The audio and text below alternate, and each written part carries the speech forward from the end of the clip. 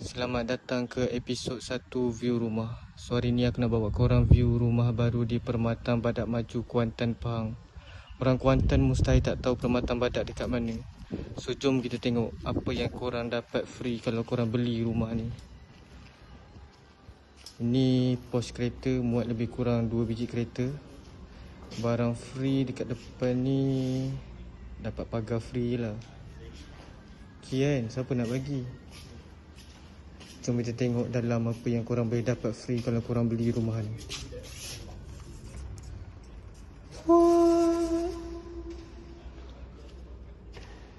Ruang tamu dia agak luas lah.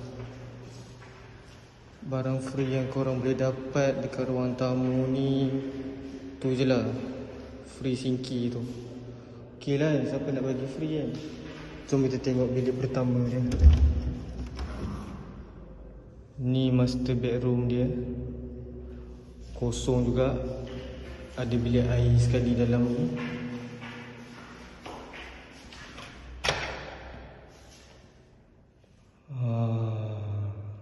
Ni barang free yang korang akan dapat. Ni free, ni free, ni free.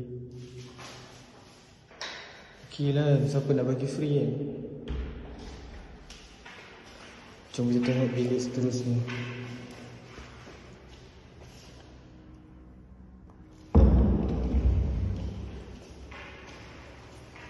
Ni bilik kedua dia.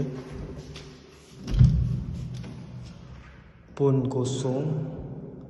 Tapi bilik kedua ni agak tinggi lah. Barang free yang korang dapat kat sini ni lah. Dapat tingkap free.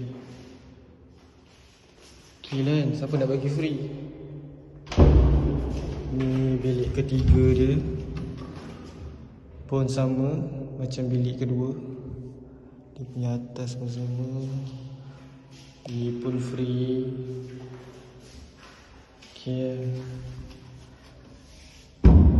Ini bilik air kedua.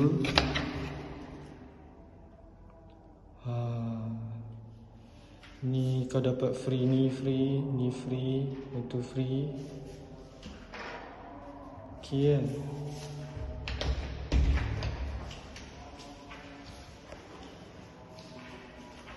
Ni dia punya kitchen. Dapat free sinki juga. Jom kita tengok bilik keempat. What? Pun kosong. Dapat free tingkap juga. Jom kita tengok ruang belakang dia.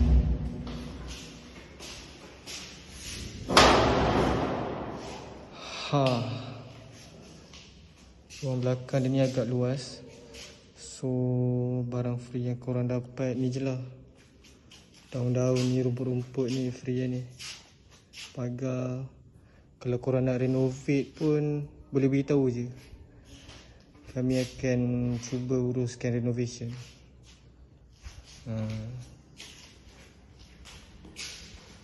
So tu je lah keadaan rumah baru kat sini.